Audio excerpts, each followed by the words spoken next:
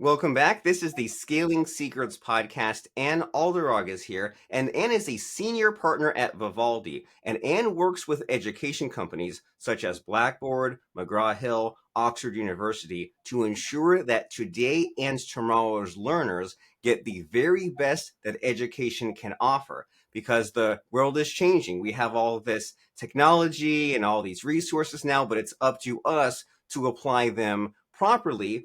And Anne has worked on many different exciting projects, such as Sharpen, which was called the New Cool Educational App, or the TikTok for Education. So we are going to find out all about Anne's background at McKinsey & Co., about what she's been doing with AI and education and changing cultural trends and so much more. So Anne, glad to be speaking to you.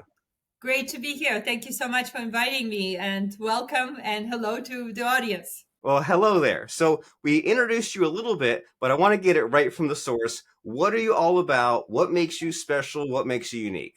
Excellent. Thank you so much. I'm a senior partner at Vivaldi. I've been with the firm for 14 years now and really work at Vivaldi on creating new business models and disruptive innovation. So really pursuing some, really creating innovation pipelines for our clients. A lot of them, as you mentioned, are in the education space, also do some work in healthcare and other industries.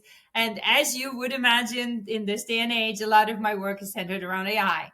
So one of the topics I'm really interested in is, of course, what are the opportunities for AI in some of the industries I'm working with, and how the nature of innovation is going to change in the next decade or so. What will be changing? What are these AI opportunities and what is being disrupted? No, this is so fun. What a great question. So it is obvious that AI is completely changing the field. We've all heard the CEO of Google say it's bigger than electricity or fire.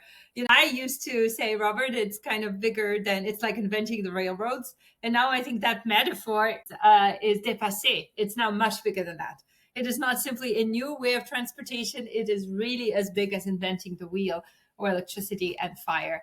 And so I think in all the industries I work in, and just the life of humanity will be likely completely changed in the next 5 years, 10 years, definitely, including the nature of work itself and the nature of innovation and invention. Wonderful. And you think about the way that computers have already changed so much, right? When computers began, you had to do punch cards and coding. And even in the 80s and 90s, it was not very intuitive. And it's getting there, right? With the smartphones and the apps, it's becoming more accessible. And you're hoping that with AI, that it becomes more like Star Trek, where you just talk to the computer, or where you don't need to know much and where it somehow just shapes it and feels you. But what does computing of the future look like, and what will things be looking like in the coming years, and how will it be even more advanced in these next 10 years or so? I think that's such a fascinating question. So Bill Gates, as you know, said that it's the biggest disruption of his lifetime and in his industry. And he lived through the introduction of the personal computer, the move from hardware to software, etc. So it's definitely bigger than that. I would say really three things that come to mind. The first thing is the notion of hyper-personalization. I think with the advent of AI, everything can be hyper-personalized. And I've been doing a lot of work at Vivaldi on this notion of moving from one size fits all education or healthcare to really hyper personalized. We used to talk about a segment based approach, defining different levels of knowledge, service, etc. And now it's really beyond that. It's all in the micro targeting, micro adaptation. So it's really a one-on-one model. And I think what AI can do, and in a way, this is not new, right? Because I have to think about the Dartmouth Summer Project of 1956, the work that Bloom did on the famous Two Sigma paradigm from Bloom. There was a lot of work done on that already over the past decades. But even more so today, I think AI and technology has the ability to offer what was available only to the few, to the many. So it offers personalization at scale. So education through tutoring, we know, is 2 sigmas above the traditional lecture-based method of the sage on the stage. Through technology and through AI, everyone can get the benefit of personalized tutoring and one-on-one education through AI. I think that's one of the really fascinating opportunities. So I see and predict that this will happen in every area of our life. I think that each of us will have a coach in education, probably a leadership coach, probably a life coach, maybe a fitness coach, a nutrition coach. In all the big areas of your life, in all of the big life spheres, you will actually have a personalized advisor that could potentially be powered by AI. So imagine every person having the entourage of a star, somebody who helps them look and act and lead their life in the best possible way. And there's a whole infrastructure, a whole team behind that person, helping them look and do their best at every moment in their life. I think probably that's the first change. And this leads me to the second change, because I think what everyone's perhaps missing in the discussion is that a lot of the conversations are about AI replacing humans, and the whole fear about displacement and loss of jobs and so forth. And because perhaps I'm by nature an optimist and tend to look at the glass half full rather than half empty, I actually think that's the wrong conversation. Because to me, I don't see, of course, there'll be huge productivity savings, but I don't see AI completely replacing what humans are doing. I see a huge opportunity in the collaboration of what we call AI and HI working together. So I think the question is, how can AI enhance what you and I and everybody else are doing? And how can we then chime in and kind of like the leader in an organization, again, to my point about falling barriers and democratization, everybody will come the mini CEO of their own organization and will in a way come in and enhance, correct, approve, chime in, and of course improve the work that AI will be doing. You get the initial drafts essentially, and you get to sort of add your 2 cents. I think this will increasingly become the model. I think it's quite unlikely that AI will be able to do the last mile and do the whole work from A to Z, but it will really enhance the potential of humanity to have these AI assistants who pretty much help us with everything we do.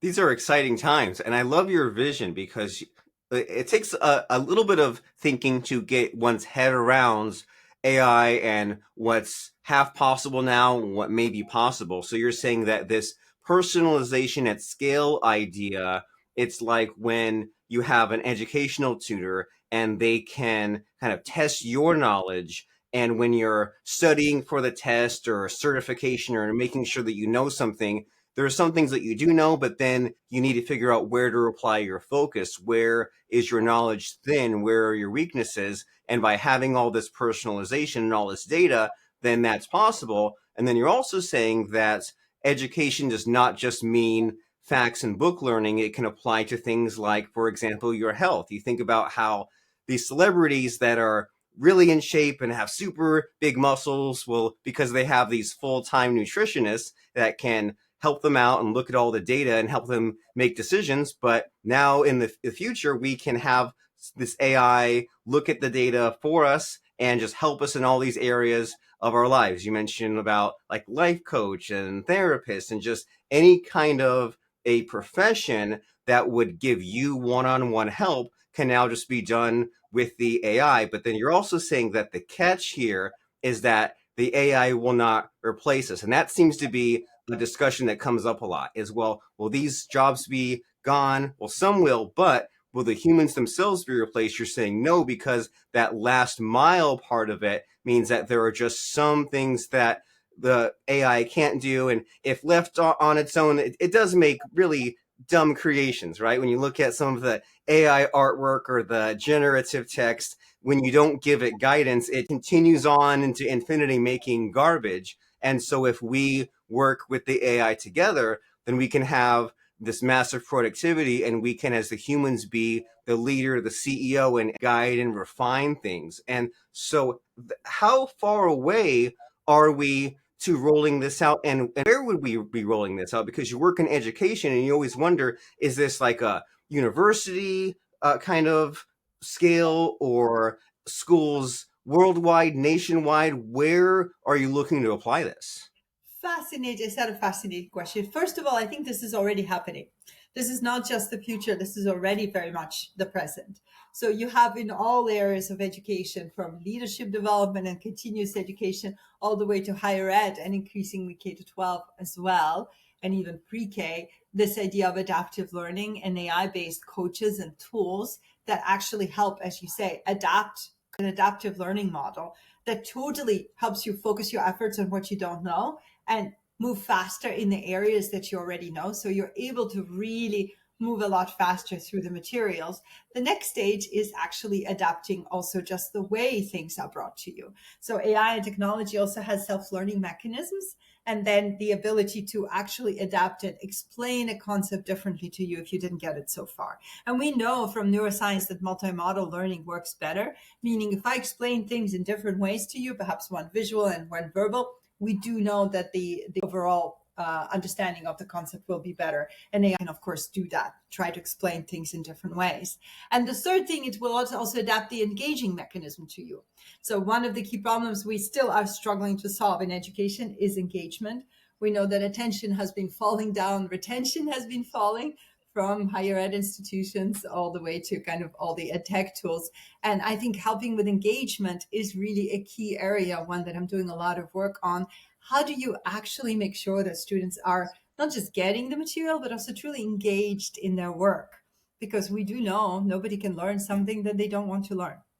So I think that those are kind of really the three levels that I'm seeing. And then where is this happening? To your question, I think it is happening all throughout the ecosystem. So we're working with a number of higher ed institutions, helping them create educational models for the future, helping understand how can you create this hyper-personalized, data-enriched, AI-fuel education model. This is one of the areas I think that we are going to see a lot of changes in the future. We're also working a lot with ed tech, and that's another area, of course, that is really ripe with ideas. And I know a lot of your audience are in ed tech, so hailing all the entrepreneurs out there. But I think there is so much innovation going on in this space. I really called it the biggest change since Gutenberg, since print was invented.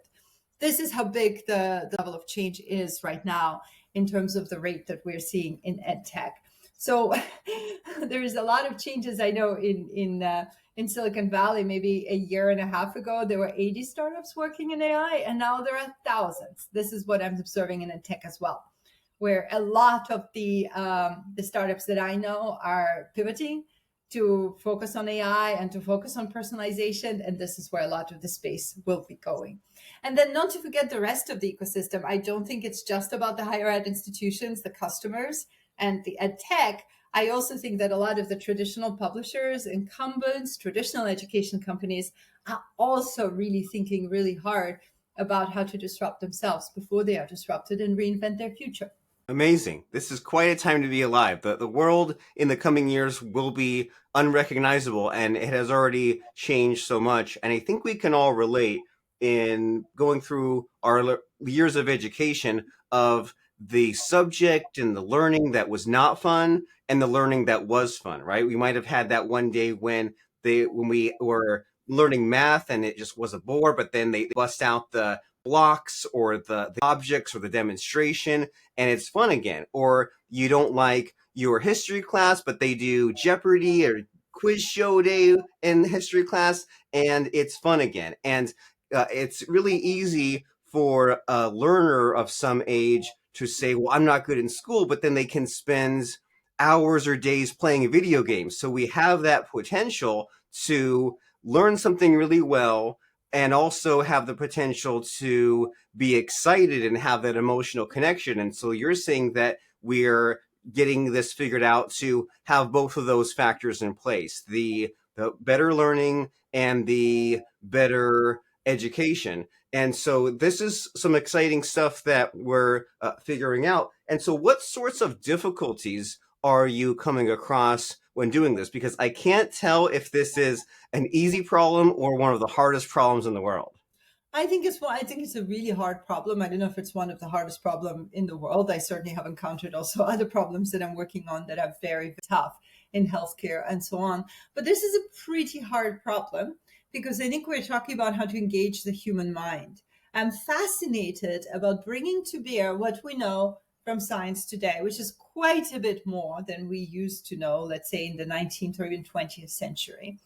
And how do we actually incorporate it into products and in solutions and strategies? And of course, the educational products are exhibit A in this. We know so much about how people learn from neuroscience and cognitive psychology, and yet largely our educational methodologies are still so mired in the Victorian age or the Fordian industrial kind of efficiency kind of factory, right? We even have students clock in and clock out, and we have bells. I mean, look at all this. This looks like a factory, right? So I'm not, obviously, Yes. I'm exaggerating just to make the point. I know there are a lot of institutions who are pushing the envelopes and trying to innovate. Absolutely aware of that. By and large, I think we have a huge opportunity to move on from the Victorian model and create an education model adapted for the 21st century. And what that means is that we truly need to engage the mind of the learners. So I'm fascinated by this area where we already know so much from other areas such as gaming, of course, and entertainment about what creates stickiness and what makes people come back. And we are using it for entertainment and we're not using it for education. So this has always puzzled me. So I do a lot of work on how do you create educational products that are as sticky, engaging, and attractive as, of course, the best of entertainment and gaming. In particular, we've done a lot of work on actually applying some of the principles of massive online multiplayer systems to educational products into edtech. So creating a common narrative, leveraging social dynamics, having people sort of really use metacognitive and tracking tools to make sure that they don't fall off the track. All of these principles can actually be applied to learning. And of course, then when people want to learn, this is when things really get engraved in their mind. And otherwise, they just leave them. You're right that this is an interesting science, and it seems like there are these huge apps. Like you said, there's the multiplayer games, but there's also just the apps that have millions of users with bright colors, and you can just tell when you install them and you use them that they're very well refined, that there's lots of money to be made. They have many hundreds of employees working on just this one app, and they when we use one of like a Candy Crush or one of these games where it's like a huge hit, like one of these top apps in the world, you can tell that they have a lot dialed in, right? Like some of these things that you mentioned, as far as the gamification, there's a point system, your friends are involved. There is the kind of the recurring like micro commitments, like we'll come back in 24 hours and go do more of this. And then there's also something that you mentioned there was about the cognition, right? That it somehow like works the brain a little bit. And I find myself doing that sometimes. If it's a slow afternoon, I'll go and do a puzzle or do a Sudoku, and I feel like it just wakes my mind up a little bit. So this in this amazing time where we're starting to apply these sort of skills, the gamification, to these other areas. And so is there anything in this journey of looking at how the mind works and looking at what kind of tickles the brain, has anything surprised you lately as far as like some of these techniques we're talking about? Is there something like really cool that you think should be applied to some of the learning technology? Well, I would really sort of point to three things. First of all, the findings of neuroscience of how neural connections are being formed. So we can actually observe, and through data and of course MRIs, we can see much better what happens in the brain. And so if a learner finds a solution themselves, you literally see the neural connection being formed. Whereas if I give you the answer and then ask you to repeat the answer back to me, such as in a traditional sage on the stage testing and regurgitation model, then we actually don't see your neural connections being formed in your brain. And we do know that retention is fairly low. It's actually only 30%. We use then other tools such as the Ebbinghaus forgetting curve to make sure we remind you at spaced intervals to improve retention. But ultimately, having you find the solution is actually apt to create those neural connections. So I work a lot with my client on co-creation solutions, on ways that actually involve the learner and place them at the center of their journey, as opposed to giving it to them and treating the learner as an object. Making them a subject, I think, is a really critical area. The second area I'm fascinated about is the idea of really including creating a whole ecosystem of learning. At Vivaldi, we're all about creating ecosystem strategies. And so the notion of creating an ecosystem of learning is one of huge areas of work that I'm very passionate about, because it's all about creating that environment where the learner will feel like they have social connections, they have a meaningful role to play in the ecosystem, and of course to contribute to the ecosystem as well. We call this mattering in education, how to give every learner the sense that they matter that really make them so much more engaged in the learning process. And there is nuggets in all of this, as you can imagine, that really can help us think about the retention problem, the fall off problem, the stickiness problem, and help people bring people back, bring learners back into education. And I think the third area is really creating, as you think about those connections, how do you make sure that all the interactions are meaningful? And that's another area I'm really hugely passionate about, is how do we stop thinking about education and many other industries for that matter as a transaction, because it's not. How do we rather think about creating meaningful interactions and what actually makes an interaction meaningful? So I do a lot of work on trying to actually understand what makes conversations meaningful and what makes interactions meaningful in real life. And how do you actually then transpose it into product and technology? And how do you create meaningful interactions in a virtual digital ecosystem? And I think once we've solved that, I think that becomes the path to so much more. I remember talking to the founder of Evernote, if he's ever listening, who said to me that one of the biggest problems he wanted to solve in his life was how do you get the right people involved in the right conversations? And of course, keep the people who shouldn't be involved out. That is such a relevant point for a lot of professional conversations, for a lot of learning conversations. How do you make sure the right people are involved? But also going beyond that point, how do you make sure that the interactions and the discussions themselves are meaningful? We can all agree that virtual lectures delivered through Zoom do not create meaningful interactions. And I think that there are a lot of entrepreneurs who are looking to create collaborative learning platforms that can actually create a true learning ecosystems and make learners engaged and in charge of their learning process. These are some big ideas and these are some deep thoughts. And you're making me just realize that whenever I am learning something, if I go to a tutorial, I want to learn some new software or get some new programming project figured out, I'll watch a video, I'll transcribe it, I'll do some of the work, I'll I'll manually do some of these things you're talking about, right? I'll do the things when someone tells me something, I'll say, well, that's one dimension, but I want more of it. And I'm always in pursuit of some of these feelings that you're talking about, especially the co-creation, right? Of saying, well, hey, there is this concept and here's this problem and here's your understanding of it. And then you yourself do a little bit of work and trial and error and debugging, and then you create something. And then when it works, then it really clicks in your mind. And if we can create that on demand, or if we can create that for everyone that's trying to accomplish something, then we're tapping into what you've been talking about as far as changing humanity and as far as getting people to where they need to go and everything that comes with that, right? With the fluency and the literacy, and especially with some of the disadvantaged groups that have not been helped, or these other countries that are more on their way up to get caught up. I mean, we're on our way to this very strange, but in a good way, connected and digital and plugged in world. And so what's next for you? I mean, I know that aside from the singularity and everything else, but what's your like goals in the coming years? What would you really like to accomplish in all this work you're doing? Thank you so much for asking. My goal in the next few years would be to truly create an AI-powered innovation process and to truly figure out how do we again harness AI to create innovation better, faster, and to get and test innovations in market much quicker. I think we're doing a lot of work on that at Vivaldi. And again, I think this is kind of the larger umbrella for some of these other goals that I mentioned to you. How do you create meaningful conversations? And how do you create a learning ecosystem that puts learners at the center? So this is what keeps me up at night.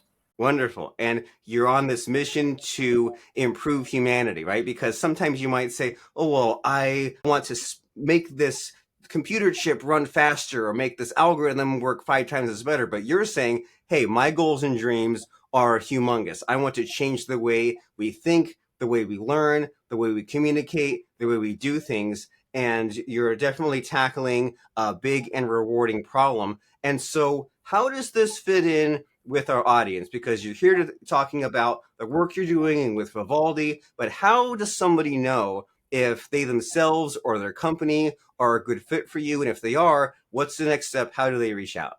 I would say, first of all, it's a big and hairy problem. I think where we really shine is tackling some of those more complex problems where truly you really need to take a multi-model approach, involve several different lenses, really kick the tires a little bit. I think that's kind of the first notion. Of course, the second point is disruption. If you are a disruptor, or if you feel you want to disrupt yourself because somebody else is about to disrupt you, then we would also be a good place to call. And the third thing is, of course, if you're looking for thought partners and co-creators that will challenge your thinking, help you approach problems differently, that's also really us. And please feel free to reach out through the Vivaldi Partners website or my LinkedIn. Where is that website and where is that link? Is our website, Vivaldi. Fantastic. And Olderog and vivaldigroup.com. So we've barely scratched the surface here, right, Anne? But we've kind of jumped in all these different areas. There's the hard work aspect. There's the science and mathematics. There's the mind and the biology. There's the business and marketing. And to really wrap things up, I'd like to make one final stop in more of the philosophical realm, because we kind of talked about what you do and talked about some ideas, but it's always good just to wrap us up with some kind of final emotional punch. And so you've done all this thinking, done all this reading, done all this doing, and it helps me to just end things with a quote or lesson just to really get us thinking, to send us on our way. So does any quote or lesson jump out of your mind based on the topic we've been discussing? No, I already shared the quote from Einstein that I think the world is going to become about asking questions. And actually, I was reflecting about recently, because to me, in the age of AI, it's going to be the age of asking the right questions as opposed to providing the right answers. So you could say that the age of Wikipedia was the era of sharing knowledge and providing answers. But the era of AI is the era of how do you frame and ask the right questions. So I'm really passionate about that. And so I think if sort of I think about how do we ask the right questions in order to move things forward, to me, this is where we'll find the biggest area of impact. I will be thinking about that for a very long time. How can we ask the right questions? And as we are thinking about those questions, let's go to vivaldipartners.com and Alderog. Wonderful speaking with you. Great speaking to you. Thank you so much. Wonderful.